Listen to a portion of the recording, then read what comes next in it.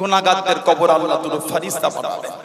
আল্লাহর হুকুম হবে গুনাহগারদের কবরে মারো, মারতে থাকবে। হাদিস শরীফের কিতাবে এসেছে ফেরেশতারা এই বান্দা বান্দির কান্না আওয়াজ শুনে মার বন্ধ করে দোয়া চাইবে, আল্লাহ আমরা আপনার ফেরেশতা আপনার বান্দার কষ্ট থেকে সহ্য হয়, আল্লাহ ওদের মাফ করে দেন। আল্লাহ পাক ফেরেশতাদের কান দুটিকে কালা করে দেন, শুনতে পাবে না। আবার হুকুম হবে মারো, মারো, আবার প্রহার করবে গুনাহগারদের। কানে শুনতে না পেলেও চোখে দেখে আমরা অনুভব করতে পারি, চোখে দেখে অনুভব করে আবার বলবে, আল্লাহ আপনি কানে কালা করে দিয়েছেন কিন্তু চোখে দেখে তো অনুভব করি, আল্লাহ এদের কষ্ট হয় মাফ করে দেন। আল্লাহ ফেরেশতাদের কানা করে দেবেন, বুবা করে দেবেন। হুকুম হবে কিয়ামত পর্যন্ত গুনাহগারদের কবরে প্রহার হবে। বলুন নাউযুবিল্লাহ। নেককার যারা হবে তাদের কবরে দুজন আসবে মতির মালা নিয়ে। এক ফেরেশতা বলবেন এটা আমাকে দেন আমি পরিয়ে দিই, অপর ফেরেশতা বলবে ওটা আমাকে দেন আমি পরিয়ে দিই। মুমিন বান্দা বান্দীদের গলাতে মতির মালা পরাবার জন্য ফেরেশতাদের মধ্যে রেষারেষি হবে। সুবহানাল্লাহ বলেন।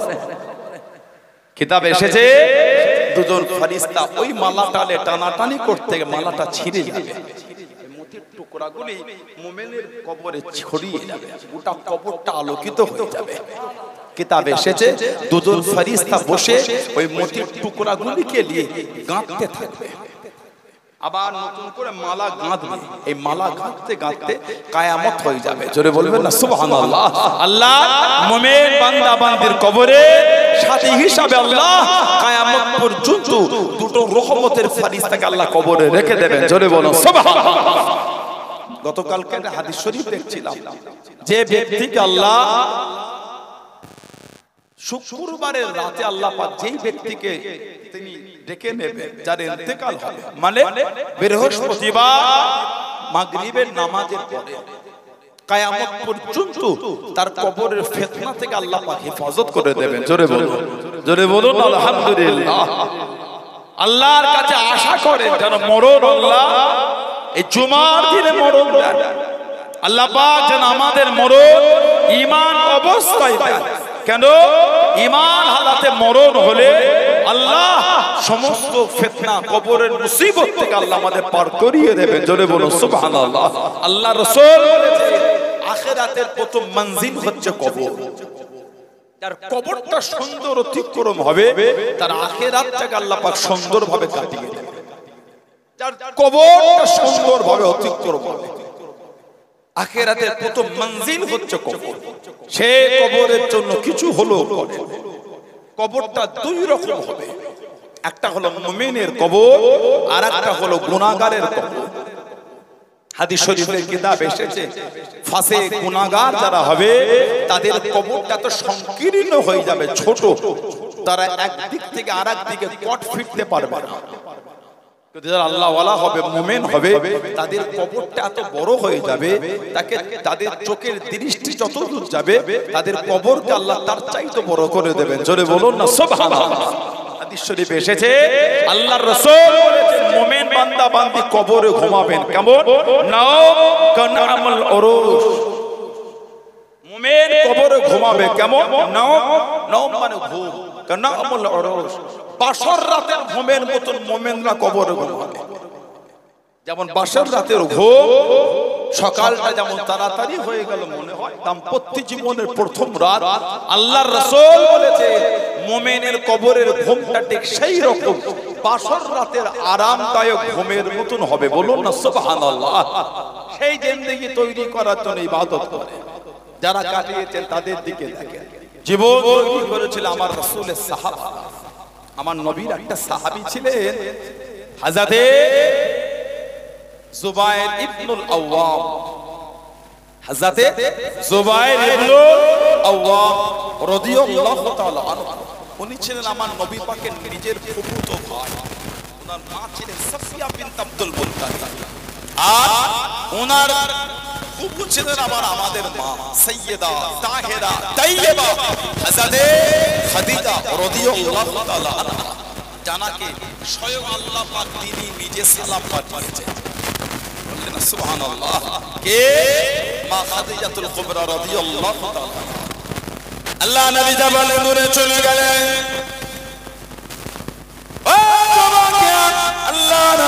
জাবালে নূরে উঠে গেলেন যে পাহাড়ের চূড়া ঘেরা গুহা যে পাহাড়ের চূড়া আল্লাহ পাক সর্বপ্রথম কোরআন শরীফের আয়াতটা নাযিল করেছেন ইকরা বিসমি রাব্বিকাল্লাযী খালাক আল্লাহ নবী জাবালে নূরে উঠে গেলেন ও যুবকেরা আম্মা জান হযরত খাদিজাতুল কুবরা রাদিয়াল্লাহু তাআলা আনহা কষ্ট করে বুক টেনে আল্লাহ নবীর জন্য খাবারখানা আগিয়ে দিলেন খাবারখানা পৌঁছে দিলেন আল্লাহ পাকের দরবারে এতটা পছন্দ হয়ে গেল এতটা কবুল হয়ে গেল আল্লাহ পাক জানিয়ে দেন আল্লাহ পাক হুকুম করে দেন ও হযরত জিবরাইল আমার হাবিবকে গিয়ে জানিয়ে দেন আমার হাবিবকে গিয়ে শুনিয়ে দেন আমি আল্লাহ আমার হাবিবের স্ত্রী খাদিজাকে আমি আল্লাহ বাবা সালাম খানা জানিয়ে দিলাম জনে বলুন সুবহানাল্লাহ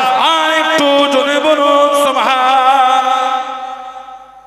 তোমার হাবিবকে গিয়ে বলে আমি আল্লাহ আমার হাবিবের স্ত্রী খাদিজাকে আমি আল্লাহ সালাম দিয়েছি এই যে মায়ের কষ্ট করে উঠা জাবালে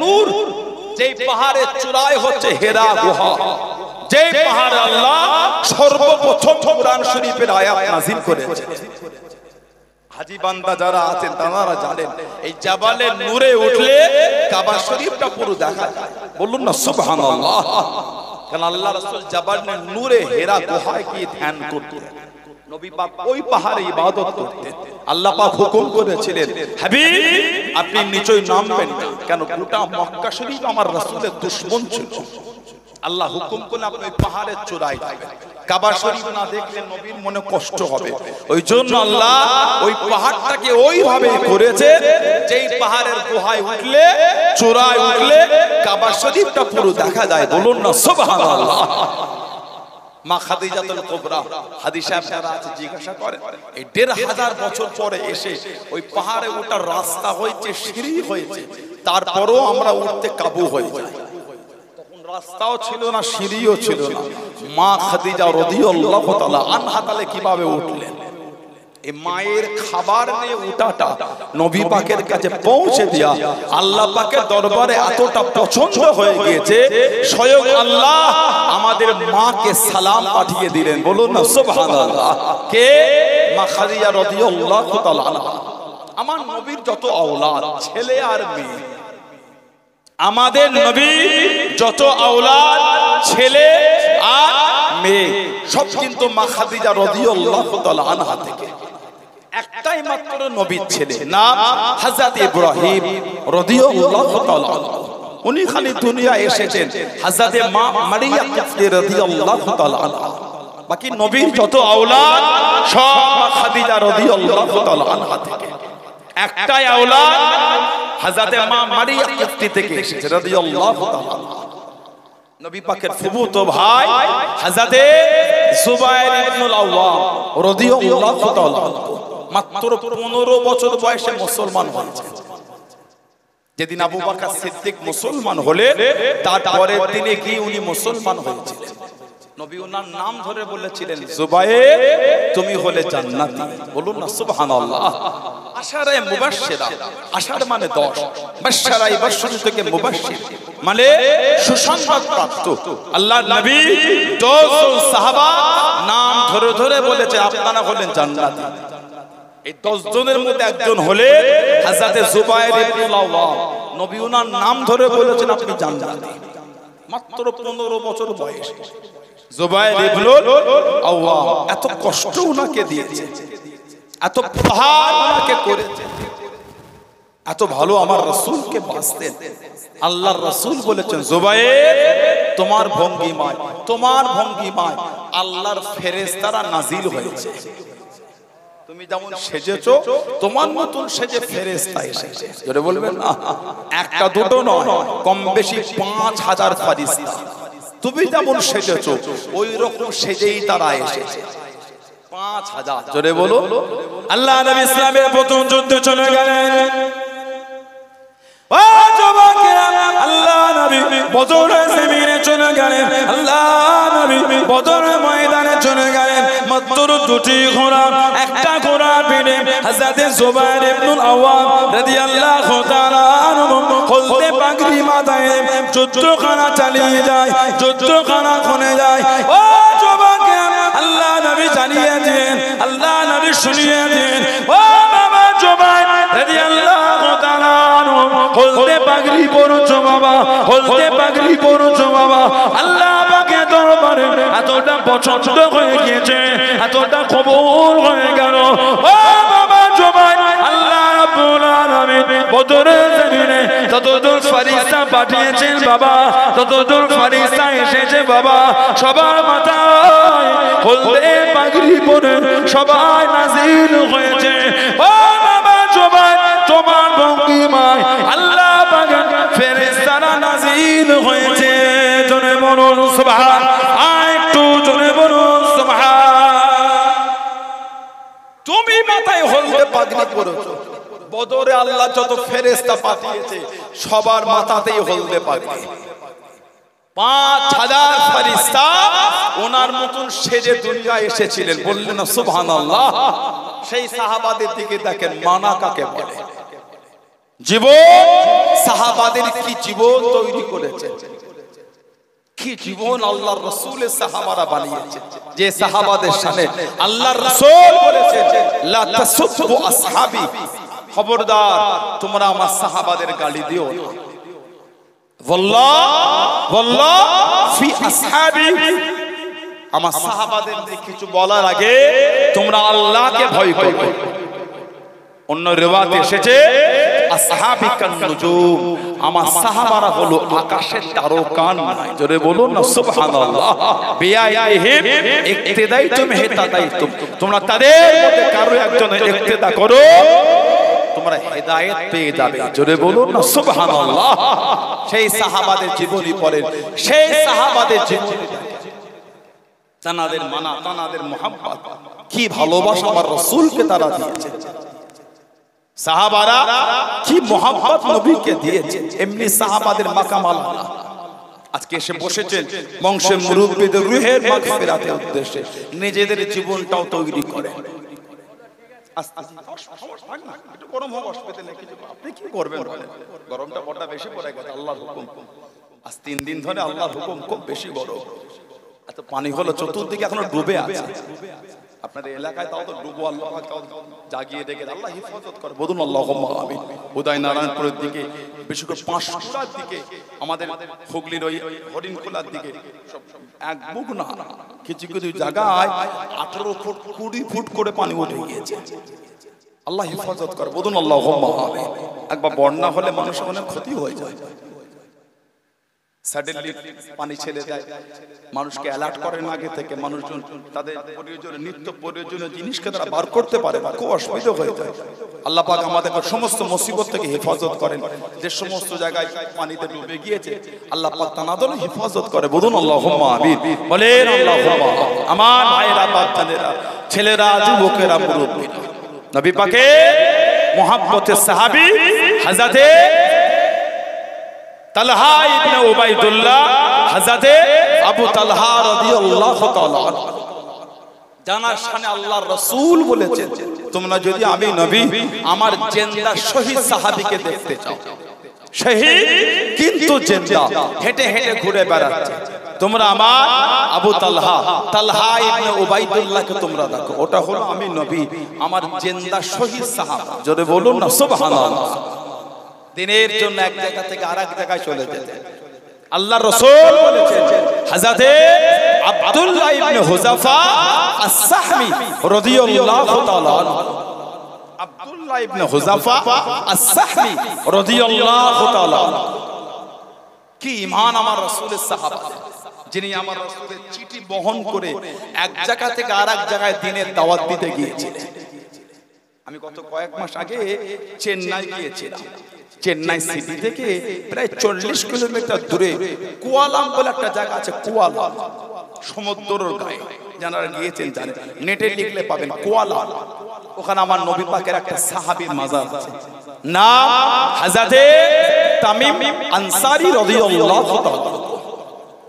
কুয়ালামের নবী সাহাবী হযরতে তামিম আনসারী রাদিয়াল্লাহু তাআলা, যিনি দ্বীনের দাওয়াত দিতে দিতে ওই জমিনে চলে এসেছিলেন। জোরে বলুন না সুবহানাল্লাহ। আল্লাহ রাসূল মদিনা শরীফে হিজরত করে আসার আগে উনি মক্কা শরীফে নবী পাকের কাছে গিয়ে নবীর নূরের হাত ধরে কলিমা পড়ে মুসলমান হয়েছিলেন। আল্লাহর নবী ওনাকে একটা আংটি দিয়েছিলেন। হযরতে তামিম আনসারী 7টা বছর জিনেদের দেশে গিয়ে দ্বীনের দাওয়াত দিয়েছিলেন। জিনেদের কাছে, বললেন না সুবহানাল্লাহ, জিনেদের কাছে দ্বীনের দাওয়াত। উনি এই জমিনে আসলে ওসিয়াত করেছিলেন, আমি ইন্তেকালের পরে আমার লাশটা তোমরা দাফন করো না। ওনার লাশটাকে ওই কাঠের সন্দুক করে ওর মধ্যে প্রবেশ করে চিঠি লিখেছে, এটা হলো নবী পাকের সাহাবী তামিম আনসারী রাদিয়াল্লাহু আনহু।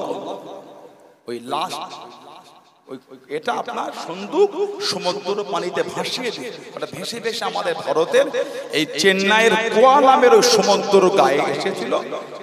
ওই সন্দুক খুলে দেখছে লাশ আর চিঠি লেখা আছে। হুজুরের দাফনটা এই চেন্নাইয়ের কোয়ালাম। দিনের দাওয়াত দিতে দিতে এক জায়গা থেকে আরেক জায়গায় চলে গেলেন। তেমন নবীর সাহাবী হযরতে আব্দুল্লাহ ইবনে হুযাফা আস-সাহমি রাদিয়াল্লাহু তাআলা, কি খেদমত সাহাবাদের। আজকে আল্লাহ আমাদের পরে দিনের মধ্যে পাঠিয়েছে, আমরা আমাদের জায়গায় বুঝি না। আল্লাহ আমাদের জন্যই তো ভালোবেসে আল্লাহ জান্নাতকে এত সুন্দর করে সাজিয়েছে। জোরে বলেন, আমরা আমাদের জায়গা বুঝি না। আল্লাহ আমাদের ভালোবেসেই তো জান্নাত সৃষ্টি করেছে। সুবহানাল্লাহ বলেন। আমার নবী পাকের কদম শরীফের ওসিলায় আল্লাহ আমাদের ভালোবেসে আল্লাহর দয়ার জান্নাতে আল্লাহ প্রবেশ করাবেন। জোরে বলুন আলহামদুলিল্লাহ, বলেন আল্লাহুম্মা আমিন। আমরা আমাদের জায়গা বুঝি না। দুনিয়ার লোভ লালসা, দুনিয়ার এই মোহে পড়ে আমরা আমাদের আখিরাতটা নষ্ট করে দিচ্ছি। সাময়িক জীবন 40-50 বছর, 60 বছর, 70 বছর, কিন্তু আবাদান আবাদা যে জীবনের কোনো শেষ নাই। মরণকে আল্লাহ জব করে দেবে। হাদিস শরীফে এসেছে মৃত্যু আল্লাহ কিয়ামতের হিসাবের পরে মৃত্যুর একটা আল্লাহ রূপ দেবেন, রূপ। এই মৃত্যুকে আল্লাহ জব করে দেবেন, আর মরণ হবে না। এই যে জান্নাতীরা জান্নাতে গেল, জাহান্নামীরা জাহান্নামে গেল, আল্লাহ মৃত্যুকে জব করে দেবে, আর মরণ হবে না। ওই যে জীবন ওই চলতেই থাকলো। মাঝে মাঝে আমাদের দুনিয়ায় মনে হয় না, যদি এইভাবে জীবনটা থাকতো, মরণ যদি না হতো, এইভাবে যদি আমাদের জীবন কাটতো, ওটা আখিরাতের জীবন, মরণ আর হবে না। হাদিস শরীফের কিতাব এসেছে এক জান্নাত থেকে আরেক জান্নাতে ঘুরতে যাওয়াও যাবে। জোরে বলুন, বললেন আলহামদুলিল্লাহ। হাদিস শরীফে এসেছে এক জান্নাত থেকে আরেক জান্নাতে ভ্রমণে যাওয়া যাবে। কোরআন শরীফে আল্লাহ পাক বলেছেন, মা বাপ যদি নেক হয়, মা বাপ যদি আল্লাহ বলা হয়, সন্তান যদি এই মা বাপের সৎ দেখানো পথেই যদি চলে, সন্তানদের যদি আমলটা কম হয়, আল্লাহ দয়াময় দয়া করে সন্তানকে মা বাপের সাথে আলা জান্নাতে আল্লাহ জায়গা করে দেবে। বললেন আলহামদুলিল্লাহ। জীবন তৈরি করে হযরতে আব্দুল্লাহ ইবনে হুযাফা, যিনি আমার নবীর চিঠি বহন করে কাফেরদের কাছে দ্বীনের দাওয়াত নিয়ে গেছেন। আবার উনি দাওয়াত নিয়ে গিয়েছেন হযরত ওমর ফারুক রাদিয়াল্লাহু তাআলা। হযরতে ওমর রাদিয়াল্লাহু তাআলা 19 হিজরি হিজরতের 19তম বছরে পারস্যে ওনাকে পাঠালেন। পারস্য হযরত ওমর রাদিয়াল্লাহু তাআলা, পারস্য সম্রাট বলেছিলেন, শুনেছি মুসলমানদের ঈমানটা খুব মজবুত, শুনেছি মুসলমানদের ঈমান খুব মজবুত, যদি ওদের পাও মেরো না, জিন্দা আমার কাছে ধরে আনবে, দেখবো ওদের ঈমানটা কেমন মজবুত। সুবহানাল্লাহ বলে। আমাদের ঈমান মজবুত না। দুটো তিনটে বড় বড় রসগোল্লা খাইয়ে আর তিনটে গরম কচুরি খাইয়ে কাঁধে হাত দিয়ে যদি আদর করে বলেছে এটা আমার হয়ে ওকে দুটো মিথ্যা বলে দে না, ওটা আমাদের কাছে কোনো ব্যাপার না। ওই জন্যই তো আমাদের দরজা কমে গেছে, ওই জন্য পৃথিবীর মানচিত্রে আমাদের সম্মান কমে গেছে। পৃথিবীর মানচিত্রে আমাদের ইজ্জত ওই জন্য কমে গেছে। কেন? আমরা আমাদের মাকাম বুঝি না, আমরা আমাদের জায়গা বুঝি। আমার দুনিয়ার লোভ লালসায় মিথ্যা বলে ফেলি। লা হাওলা ওয়ালা কুওয়াতা ইল্লা বিল্লাহ। কি ঈমান আমাদের তৈরি হয়েছে। আল্লাহ পাক কোরআন শরীফে সূরা আলী ইমরানে জিকির করেছেন, লানাতুল্লাহি আলাল কাযিবিন, মিথ্যুকদের উপর আল্লাহর লানাত। বলুন নাউযুবিল্লাহ, বলুন আস্তাগফিরুল্লাহ। হযরতে আব্দুল্লাহ ইবনে হুযাফা আস-সাহমি রাদিয়াল্লাহু আনহু উনি পারস্যে চলে গেলেন দ্বীনের দাওয়াত দিতে। হুজুরকে বন্দী করে পারস্য সম্রাট কাছে নিয়ে গেছেন। পারস্য সম্রাট তোমাকে সসম্মানে গার্ড দিয়ে তোমাকে তোমার বাড়িতে পৌঁছে দেওয়া হবে, শর্ত একটা, তোমাকে খ্রিস্টান হতে হবে। সাহাবী বলছেন শহীদ হয়ে যাব, আমার অন্তর থেকে ঈমানের কালিমা মুজবে না। বলুন না সুবহানাল্লাহ। অনেকক্ষণ পরে বলে আব্দুল্লাহ, এই যে পারস্য সাম্রাজ্য দেখতে পাও, আমি এই দেশের বাদশা। আমি আর একা বাদশা না, তোমাকেও বাদশা বানিয়ে দিলাম। আর আমার যে অর্থ সম্পদ যা আছে ওর অর্ধেকটা তোমাকে দিয়ে দিলাম, শর্ত একটা, খ্রিস্টান হতে হবে। সাহাবী বলছেন আমার নামে যদি গোটা আরবও লিখে দেন, গোটা আরব যদি আমার নামে লিখে দেন, এক লম্হা, একটা মুহূর্তের জন্য আমার অন্তর থেকে ঈমানের কালিমা মুজবে না। জোরে বলুন না, কি ঈমান সাহাবাদের। হুজুরের হাতে দেশি গোল মেরে টানা হতে লেগেছে। ও যুবকেরা, ও আমার মুরব্বি বাবা, আল্লাহ রাসূলের সাহাবী হযরত আব্দুল্লাহ ইবনে হুযাফা রাদিয়াল্লাহু তাআলা আনহু টেনে টেনে নিয়ে চলে যায়, ঘিসিয়ে ঘিসিয়ে নিয়ে যায়। হুজুরের গায়ের কাছে তীর মারে, হুজুরের পায়ের কাছে তীর মারে, হুজুরকে ভয় কামাতে পারল না। ও যুবকেরা, আল্লাহ রাসূলের সাহাবী হযরত আব্দুল্লাহ ইবনে হুযাফা হুজুরকে একটা বড় কণার কাছে নিয়ে গেলেন। কণার মধ্যে তেল ঢেলে টকবক করে ফুটিয়ে ফুটিয়ে আল্লাহ নবীর দুজন সাহাবীকে ওই তেলের মধ্যে ছেড়ে দিল। আল্লাহ নবীর দুজন সাহাবী শহীদ হয়ে গেলেন। ও আব্দুল্লাহ ইবনে হুযাফা, এই তেলের মধ্যে ছেড়ে দেবো, তুমি শহীদ হয়ে যাবে। কলেমা খানা ছেড়ে দাও, ইসলাম খানা ছেড়ে দাও। ও যুবকেরা, মানা কাকে বলে, মুহাব্বত কাকে বলে? আল্লাহ আল্লাহ রাসূলকে কেন মেনেছেন, আল্লাহ আল্লাহ রাসূলকে কেন ভালোবেসেছেন? হযরত আব্দুল্লাহ ইবনে হুযাফা আস-সাহাবী রাদিয়াল্লাহু তাআলা আনহু হুজুর আমার জানিয়েছেন, হুজুর আমার শুনিয়েছেন, এ মক্কা বেদের বেঈমানে দলরা, এ পারস্য বেঈমান কাফেররা, আমি আব্দুল্লাহ, আমি যদি শহীদ হয়ে যাই, আমার অন্তর থেকে ঈমানের কলেমা খানা মুজবে না। টেনে টেনে নিয়ে চলে যায়, গরম তেলের মধ্যে ছেড়ে দেবে, গরম তেলের মধ্যে নিক্ষেপ করবে। ও যুবকেরা, আল্লাহ রাসূলের সাহাবী চোখ ভরা পানি লেখানে কাফেররা মনে করলো হয়তো হুজুর ভয় খেয়ে গিয়েছেন, বাদশার সামনে নিয়ে গেলেন, বাদশার কাছে নিয়ে গেলেন।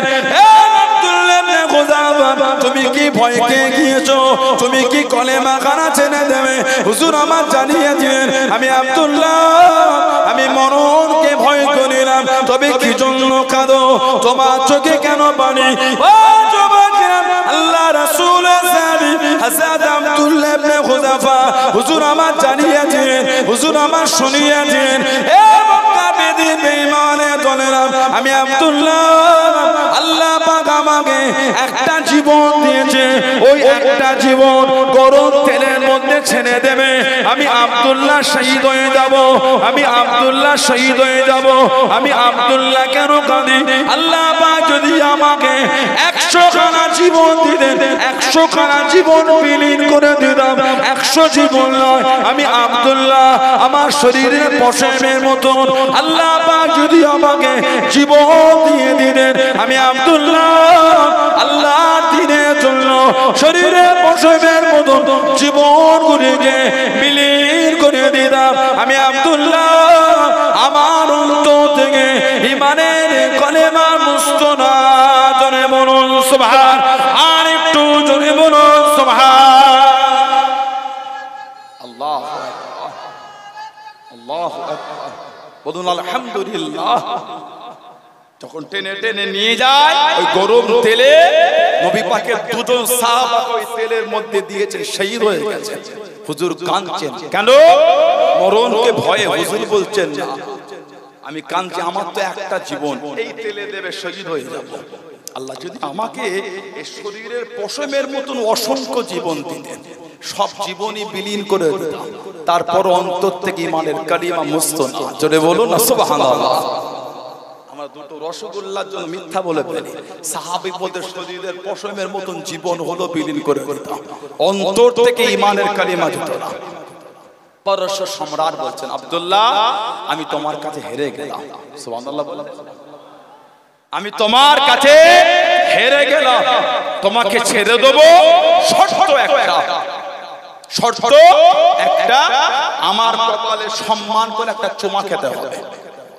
হযরত ওমর ফারুক মাঝে মাঝে বলতেন মুসলমানদের জন্য উচিত আব্দুল্লাহ ইবনে হুযাফা আস-সাহমি রাদিয়াল্লাহু তাআলা ওনার মাথাতে সম্মান করে চুমা দেওয়া। পারস্য সম্রাট বলছে ছেড়ে দেবো, তবে আমার মাথাতে তোমাকে আরবদের রীতি অনুযায়ী একটা চুমা দিতে হবে। আব্দুল্লাহ ইবনে হুযাফা আস-সাহমি রাদিয়াল্লাহু তাআলা বলছেন চুমা খেতে পারি, আমারও শর্ত একটা, কি? আমাকে একা ছাড়লে হবে না, যতজন মুসলমান বন্দী আছে সবাইকেই ছাড়তে হবে। বলুন না সুবহানাল্লাহ। বাদশা রাজি হলো। হযরত আব্দুল্লাহ ইবনে হুযাফা আস-সাহমি রাদিয়াল্লাহু তাআলা বাদশার মাথায় একটা চুমা খেলেন। মদিনা শরীফে ফিরলেন, হযরত ওমর ফারুককে সমস্ত ঘটনা শোনালেন। 19 হিজরি, হিজরাতের 19তম বছরে হযরত ওমর ফারুক রাদিয়াল্লাহু তাআলা বললেন মুসলমানদের জন্য উচিত আব্দুল্লাহ ইবনে হুযাফা আস-সাহমি রাদিয়াল্লাহু তাআলা ওনার মাথাতে একটা চুমো খাওয়া। সূচনা শুরুটা আমি ওমর আমিন করে দিলাম। বলুন না সুবহানাল্লাহ। সেই সাহাবাদের দিকে তাকান, তাদের ভালোবাসা, তাদের মানা, তাদের মুহাব্বতটা কেমন ছিল। দাবি করাটার নাম মানা। 16 আনার কবরস্থানে গিয়ে দেখে সব মুরব্বিগুলো কাতারে কাতারে শুয়ে আছে। আজকে আমার ভাইজান তারা মুরব্বিদের রুহের মাগফিরাতের উদ্দেশ্যে দোয়া কায়েম করেছে। আমরাও কিন্তু একদিন এই পথের প্রতীক হব, আমরাও কিন্তু একদিন এই রাস্তার আরোহী হব। ভেবেছি কোনদিন ভেবেছি সাহাবাদের যদি জীবনী পড়ার অবাক হয়ে যাবে। আবু বকর সিদ্দিক, ওমর ফারুক, উসমান গনি, শেরে খোদা মাওলা আলী রাদিয়াল্লাহু তাআলা আনহুম আজমাইন, ওনারা যখন কবরের পাশে দাঁড়াতেন এত কাঁদতেন। হাদিস শরীফে এসেছে হাত্তা তাবুল্লাল লাহিয়াতি, এই চোখের পানি গড়িয়ে দাঁড়ি ভিজে যেত, দাঁড়ি থেকে পানি চোখে শরীর ভিজে যেত। একটাই করো, ওই কবরকে দেখে আমাদেরও মরণ হবে। কোন কোন সাহাবা জানাদের নাম ধরে ধরে নবী বলেছেন আপনারা সব জান্নাতি। ধরে বলা গেল না, আলাইকুম বিসুন্নতি ওয়া সুন্নাতুল খুলাফায়ে রাশিদিন আল মাহদিয়িন। নবী বলে আমি নবী, আমার সুন্নাত আর আমার খুলাফায়ে রাশিদিন, খুলাফায়ে আরবা হযরত আবু বকর, হযরত ওমর, হযরত উসমান, হযরত আলী রাদিয়াল্লাহু তাআলা আনহুম আজমাইন, এই চারজন সাহাবা সুন্নাত তোমাদের জন্য আমি নবী মানার হুকুম দিলাম। যে চারজন সাহাবা সুন্নাত নবী আমাদের মানতে হুকুম দিলেন, সেই চারজন সাহাবা নবী বলেছেন জান্নাতি, তারপরও কবরকে দেখে কাঁদছেন। তারা যদি ওই অবস্থা করেন তাহলে আমাদের জন্য কি হওয়া উচিত? আমাদের চোখে কবরকে দেখে পানি আসে না, আমাদের মন কবর থেকে নরম হয় না। আগে একটা পরিবেশ ছিল, এলাকায় কেউ মারা গেলে 2-4 দিন এলাকাটা থমথমে হয়ে থাকতো। মাথাটা লোকরা সেভাবে আড্ডা দিত না, চায়ের দোকানে আড্ডা দিত না, ক্লাবের টিভিটা খুলতো না, মাথায় বসে তাস খেলতো না। এখন ওগুলো আর নাই। দুপুরে মাটি দিয়ে এলে বিকালে বসে তাস খেলে। বলেন একটু হ্যাঁ, ভয় ডর অন্তর থেকে সব উঠে গেছে। কবর, মরণ, কিয়ামত ওগুলো এখন আমাদের কাছে ক্যাজুয়াল হয়ে গেছে। বললেন না নাউযুবিল্লাহ, লা হাওলা ওয়ালা কুওয়াতা ইল্লা বিল্লাহ। জাহান্নামীদের যে লেবাসটা পরানো হবে, কিতাবে এসেছে, ওটা যদি দুনিয়ার দিকে নামিয়ে দেওয়া হয় গোটা পৃথিবীর মানুষ মৃত্যুর মুখে ঢলে যাবে। বলুন না নাউযুবিল্লাহ। জাহান্নামীদের যে লেবাস যদি দুনিয়ায় নামানো হয়, দুনিয়ার মানুষ মৃত্যুর দিকে ঢলে যাবে। আমাদের কোনো ভ্রুক্ষেপ নাই, ক্যাজুয়াল ব্যাপার আমাদের।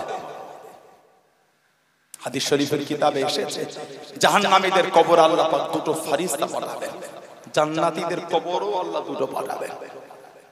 জান্নাতীদের কবরে যারা দুজন আসবে তাদের হাতে থাকবে জান্নাতের মতির মালা। বলুন সুবহানাল্লাহ।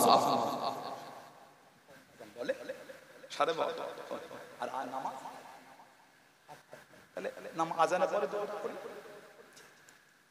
এমনি দিনের বেলা আসাটা খুব কষ্ট মা। আমি সেই 10টায় বার হয়েছি, ফজরের নামাজ পড়ে ঘুমিয়েছি সারা রাত, একটা সেকেন্ডের জন্য চোখের পাতা মরে নেই। কালকে ঘরেই ছিলাম, শুক্রবার ঘরে থাকি। আমাদের অভ্যাস হয়ে গেছে রাতে ঘুম হয় না, রাতে ঘুমই না, ফজর পর্যন্ত বসে রাতে একটু কিতাব পড়লাম, পরে রাত করে ওখানে দু একটা ভাই আসলেন, জুনায়েদ ভাই ছিলেন, আব্দুল কাদের ভাই ছিলেন, একটু ভাইয়েরা বসে একটু গল্প করলাম ফজর পর্যন্ত। আজান হলো, চলে গেলাম নামাজ পড়ে, তার একটুখানি পরে ঘুমালাম। 9টার সময় উঠে পড়েছি, হয়ে গেল আর ঘুমাবে না, সেই ফজর পরে আবার প্রধান কি করো ভালোবাসা। আমার রাজু ভাই গেলেন, হাফিজ ভাই গেলেন, সব ভাইয়েরা সারদা মল্লিক বললেন, দূর থেকে অনেক কিছু মনে হয় যারা আমাদের সাথে কাছ থেকে বেশি তারা জানে। আমরা তো মানুষ, বলেন কি করব, ভালোবাসা রাখতেও হয়, আশা তো প্রত্যেকে থাকে, ওয়াজটা বড় জিনিস নয়। এই যে আসলাম ওনারা খুশি হয়ে গেলেন, হয়তো আসার আগে আমার কষ্ট লাগছিল, এসে আপনাদের মুখের হাসি দেখে আমিও খুশি হয়ে গেলাম। এটাই তো ভালোবাসা। বলুন আলহামদুলিল্লাহ, আল্লাহ আমাদের ভালোবাসাকে কবুল করে। বলুন আল্লাহুম্মা আমিন। দুনিয়ার স্বার্থে নয়, আল্লাহ আল্লাহর রাসূলের জন্য। আপনি আমাকে ভালোবাসেন কেন? ছেলেটা দাদা হুজুর আওলাদ, আল্লাহর ওলির আওলাদ। কার আওলাদ? আল্লাহর ওলি। কার ওলি? আল্লাহ। নিসবত আল্লাহর দিকে, নিসবত আল্লাহর দিকে। কার গোলাম? নবীর গোলাম। হাদিস শরীফে এসেছে, একে অপরকে যদি আল্লাহ আল্লাহর রাসূলের জন্য ভালোবাসে, আল্লাহ আল্লাহর রাসূলও তোমাদের করে ভালোবাসেন। জোরে বলো সুবহানাল্লাহ। শর্ত হলো আল্লাহ আল্লাহর রাসূলের জন্য ভালোবাসতে হবে, দুনিয়ার স্বার্থে ভালোবাসতে হবে না। আমাদের এই ভালোবাসাটা আল্লাহ আল্লাহ রাসূলের জন্য। আপনি একজন আলেম, আমি একজন হাজী, উনি একজন ইমাম, ইনি একজন নেককার। এই ভালো মানুষকে ভালোবাসতাম কেন? ইনি আল্লাহকে ভালোবেসে ফেলেছে। আল্লাহ ওয়ালাদের সাথে সম্পর্ক তো এই জন্যই আমাদের। আল্লাহ রাসূল বলেছে, বুখারী শরীফ আর মুসলিম শরীফের হাদিস, আল মারউ মা মান আহাব্বা, যে যাকে ভালোবাসবে তার সাথে আল্লাহ পাক তাকে জান্নাতে রাখবেন। আমাদের ভালোবাসা আল্লাহ ওয়ালাদের সাথে ইনশাআল্লাহ ওই কাতারেই নবীর দামান ধরে আল্লাহ আমাদের করে জান্নাতে রাখবেন। জোরে বলুন, বলুন আল্লাহুম্মা আমিন। ওজন্য সহবতটা ভালো লোকেদের সাথে রাখতে হয়। মান তাশাবি কওমিন ফাহুয়া মিনহু, যে যে দল, যে যে কওমের সাথে সম্পর্ক করবে তার সাথে তার হাসর হবে। ওজন্য যাই করে সব সময় চাইবেন উঠা বসা একটা ভালো লোকের সাথে হয়। সহবত যদি ভালো হয়, আল্লাহ পাক কিয়ামতে কিন্তু ভালো লোকের কাতারেই দাঁড় করিয়ে দেবে। আমি বলি না, আল্লাহ রাসূল বলেছেন, মান তাশাবি কওমিন ফাহুয়া মিনহু, যে যে কওমের অনুসরণ করবে সে তার সাথেই হবে। কোথায়? কিয়ামতে, হাসরের ময়দানে। আল্লাহ পাক কোরআন শরীফে বলেছেন, ইয়া আইয়ুহাল্লাযীনা আমানু তাকুল্লাহ, হে ঈমানদার বিশ্বাসী বান্দা বান্দীরা, তোমরা আমি আল্লাহ আমাকে ভয় করো। ওয়াকুনু মা'আস সাদিকিন, আর সত্যবাদীদের দলভুক্ত হয়ে যাও। আল্লাহ ওয়ালাদের দলভুক্ত হলে আল্লাহ আল্লাহ ওয়ালাদের কাতারে দাঁড় করাবে। বলুন আলহামদুলিল্লাহ, বলুন আল্লাহুম্মা আমিন। আমার ভাইয়েরা, বাচ্চারা, ছেলেরা, যুবকেরা, মুরব্বিরা, গুনাহগারদের কবর আল্লাহ দুটো ফেরেশতা পাঠাবেন। আল্লাহর হুকুম হবে গুনাহগারদের কবরে মারো, মারতে থাকবে। হাদিস শরীফের কিতাবে এসেছে, ফেরেশতারা এই বান্দা বান্দির কান্না আওয়াজ শুনে মার বন্ধ করে দোয়া চাইবে, আল্লাহ আমরা আপনার ফেরেশতা, আপনার বান্দার কষ্ট থেকে সহ্য হয়, আল্লাহ ওদের মাফ করে দেন। আল্লাহ পাক ফেরেশতাদের কান দুটিকে কালা করে শুনতে পাবে না। আবার হুকুম হবে মারো, মারো। আবার প্রহার করবে গুনাহগারদের।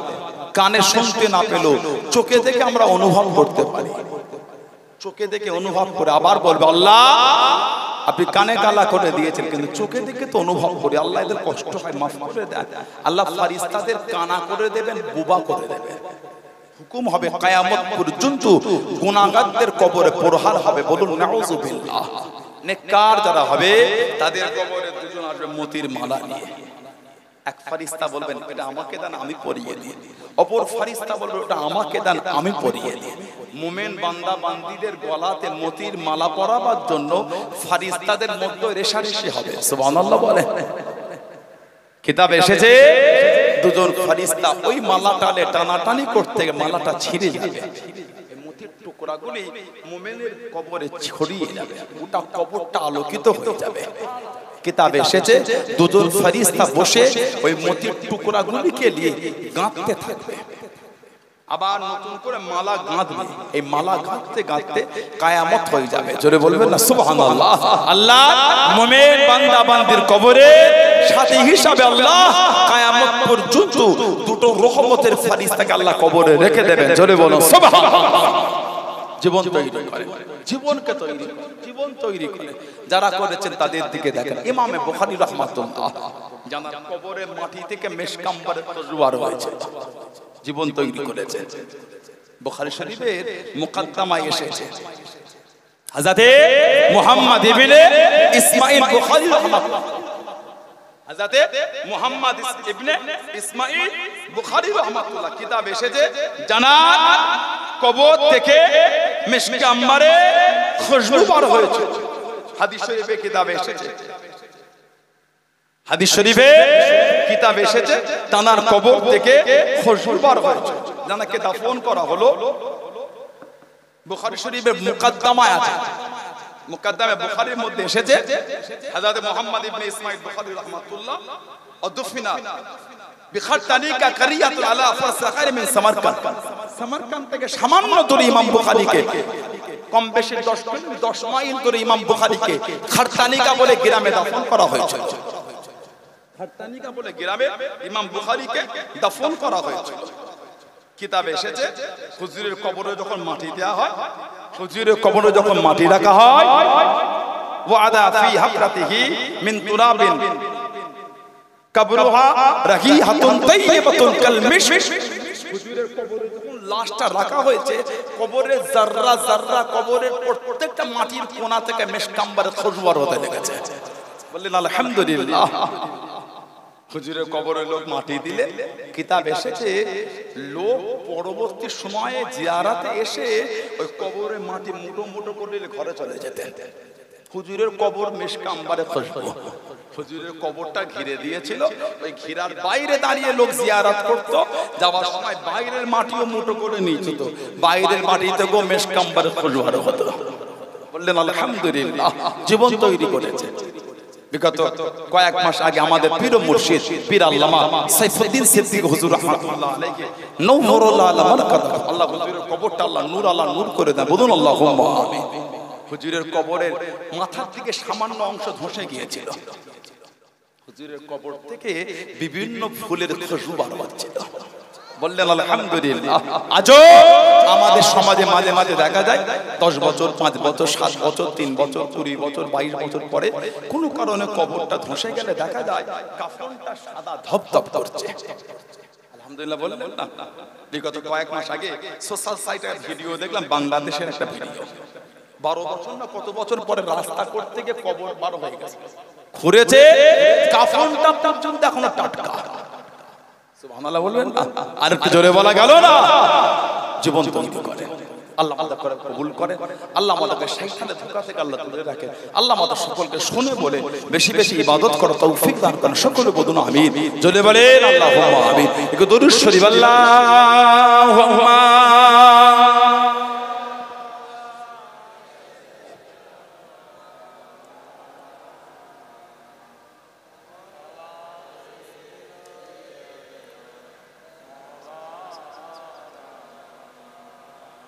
तो को जा मनो को जा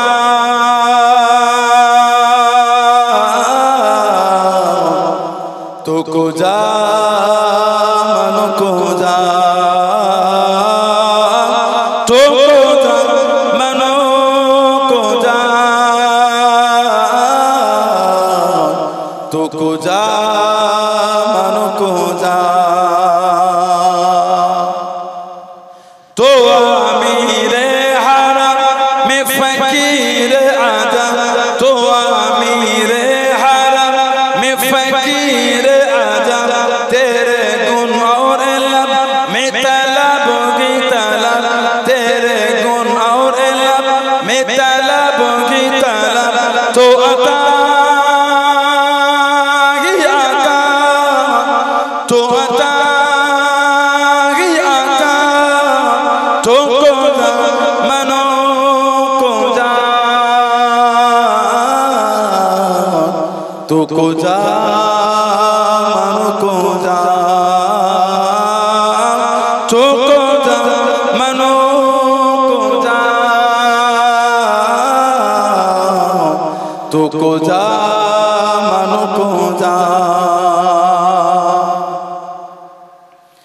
इल्हाम है जामा तेरा, इल्हाम है जामा तेरा, कुरआन इमाम है तेरा, कुरआन इमाम है तेरा, मेराज तेरा अर्शे पर, मेराज तेरा अर्शे पर, या रहमतल लिल आलमीन, तुमको जा मनो को जा,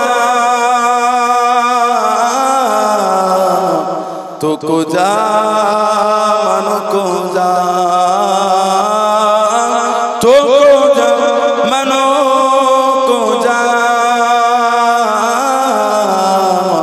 तुमको जा मनो को जा। अल्लाहुम्मा सल्ली अला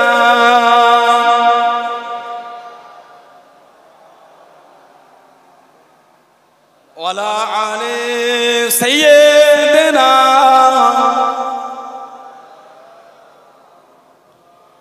আমার ভাইরা বাপদানেরা ছেলেরা যুবকেরা মুরব্বীরা মুক্তাসার করলাম, এখন দোয়া হবে, আমি আপনাদের কাছে বিদায় নেব। আল্লাহ পাকের তৌফিক দান দেখা হবে। ভাইরা যুবকেরা তরুণেরা নামাজি হয়ে যান, নামাজি হয়ে যান, নামাজি হয়ে যান, নামাজ ছাড়া যাবে না। মায়েরা মেয়েরা বোনেরা নামাজি হয়ে যান, নামাজ ছাড়া যাবে না। আল্লাহর রাসূল বলেছেন আসসালাতু ইমাদুদ্দিন, নামাজ হলো দ্বীনের খুঁটি। বললেন না সুবহানাল্লাহ। আল্লাহর রাসূল বলেছেন আফজালুল ইবাদাত ইবাদাতুস সালাত, যত রকম ইবাদত আছে উত্তম ইবাদতটা হচ্ছে নামাজ। বললেন না সুবহানাল্লাহ। বান্দা বান্দি যখন সিজদায় চলে যায় ওই সময়টা হলো বান্দা বান্দি আল্লাহ পাকের সাথে সবথেকে নৈকট্য কাছের সময়। বলুন সুবহানাল্লাহ। হাদিস শরীফে এসেছে মুনকার নাকির ফেরেশতা যখন, মুনকার নাকির এটা দুটো গোত্রের নাম, মুনকার একটা গোত্র, নাকির একটা গোত্র। এই দুই গোত্রে অসংখ্য ফেরেশতা, এই দুই গোত্রের সমস্ত ফেরেশতাকে মুনকার গোত্রের ফেরেশতাকে মুনকার বলা হয়, নাকির গোত্রের ফেরেশতা মুনকার ও নাকির কবরে আসবে। মান রব্বুকা মা দীনুকা মান নবিয়ুকা, এই তিনটে কবরে সওয়াল হবে। কোন কোন হাদিস শরীফে এসেছে একটাই প্রশ্ন হবে, নবী পাককে দেখিয়ে বলা হবে মা কুনতা তাকুল ফি হাযার রাসূল বা মান হাযার রাসূল, এই মানুষটাকে এনার উপর তোমার আকীদাটা কি, নবীকে দেখিয়ে বলা হবে। যে কবরে নবীকে চিনে নেবে তার কবরটা আল্লাহ জান্নাতের টুকরা করে দেবেন। জোরে বলেন আল্লাহ আমাদের তৌফিক দাও, বলুন না আমিন, বলেন আল্লাহুম্মা। এই দুজন ফেরেশতা কবরে যাবে, কিতাব এসেছে মাথার দিক থেকে প্রবেশ করতে যাবে, কবরে ঢুকতে দেবে না। নূরানি চেহারা নিয়ে একজন দাঁড়িয়ে থাকবে, আমি আপনাকে ইনার কবরে মাথার দিক থেকে ঢুকতে দেবো না। জিজ্ঞাসা করবেন আপনি আমাকে বান্দা বান্দির কবরে প্রবেশে বাধা দেন, কে আপনি? নূরানি চেহারাওয়ালা জবাব দেবেন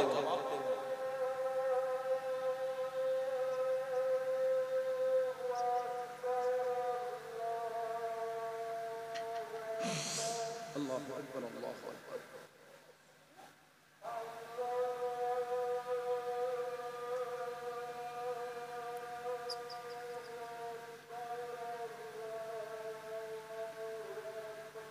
আল্লাহু আকবার, আল্লাহু আকবার।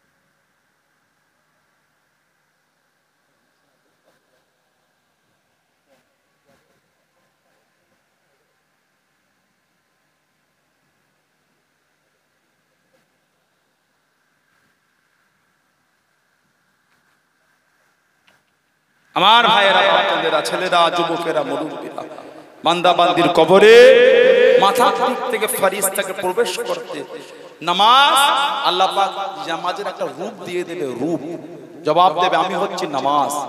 এই বান্দা বান্দি আদায় করেছে, আল্লাহ খুশি হয়ে আমার একটা রূপ দিয়েছে, আমি আজকে এই বান্দা বান্দির কবরে আপনাকে মাথার দিক থেকে প্রবেশ করতে দেবো না। জোরে বলো না, জোরে বলা গেল না সুবহানাল্লাহ। সেই নামাজই হয়ে যায়। আল্লাহ আমাদের কবুল করে, আল্লাহ আমাদের প্রত্যেকের দ্বারা পাঁচ ওয়াক্ত নামাজকে আল্লাহ কায়েম করিয়ে নেন। সকলে বলুন আমিন, জোরে বলেন আল্লাহুম্মা আমিন। আমার ভাইয়েরা, আমার যুবতী বোনেরা, মা বাপের খিদমত করবে, মা বাপের সেবা করবে। আল্লাহ আমাদের ভালোবাসেন। অনেকে বলে বাপ মাই তো আমার বড় পীর। অবশ্যই বাপ মাই বড় পীর। এখানে পীর মানে মুরব্বী, সব থেকে বড় মুরব্বী মা বাপ। আর আমরা যে হাক্কানি ওলি আল্লাহদের পীর বলি, এইটা হলো তারা রুহানিয়াতের পীর। তাদের কাছে আমরা ইলমে মারিফাত শিকার জন্য তাদের পীর হিসাবে গ্রহণ করেছি। অনেকে এই বিষয়টাকে একটু হেও করে বলে আমার বাপ মাই বড়। আলহামদুলিল্লাহ, আল্লাহ আল্লাহর রাসূলের পরে আল্লাহ যা জায়গা দিয়েছে উনি হলেন মা বাপ। সুবহানাল্লাহ বলে। আল্লাহ আল্লাহ রাসূলের পরে সন্তান ঠিক আছে, জায়গা হলো মা বাপের। আলহামদুলিল্লাহ, এটা তো কোনো সন্দেহ না। পীর যে আমরা ধরি হাক্কানি ওলি, এটা হলো রূহানি শিকার জন্য।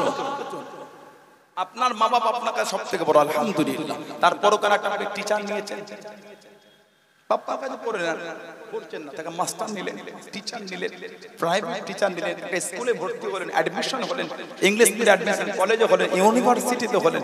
কেন? এডুকেশন, শিক্ষা।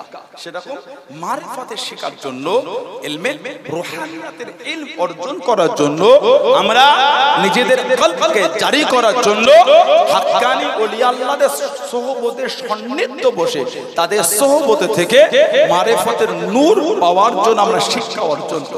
ওটা আরেকটা আলাদা সাবজেক্ট হয়ে যাচ্ছে। দুটো এক বিষয় করে গুলিয়ে দেবেন না। বাপ মার সেবা করতে আল্লাহ আমাদের তৌফিক দান। আল্লাহ আমাদের সকলকে সততার সাথে চলা তৌফিক দান করেন। আল্লাহ আমাদের মিথ্যা থেকে দূরে রাখেন। বলুন আমিন, বলুন আমিন। মিথ্যা একটা কঠিন জিনিস। মিথ্যা নেক আমলগুলিকে আমল করে ধ্বংস করে দেয়। যেমন সীসা আগুনে দিলে গলে যায়, মিথ্যা নেক আমলগুলিকে ওইভাবে ধ্বংস করে দেয়। কিতাবে এসেছে মানুষ যখন মিথ্যা বলে, রহমতের ফেরেশতা তার মুখের দুর্গন্ধে তার থেকে দূরে চলে যায়। আবার মিথ্যা বলে আরো দূরে চলে যায়, আবার মিথ্যা বলে আরো দূরে চলে যায়। এই করে করে মিথ্যুকদের কাছ থেকে আল্লাহর রহমতের ফেরেশতারা অনেক দূরে চলে যায়। আল্লাহ আমাদের মিথ্যা থেকে দূরে রাখেন। বলেন আমিন, বলেন আল্লাহুম্মা আমিন।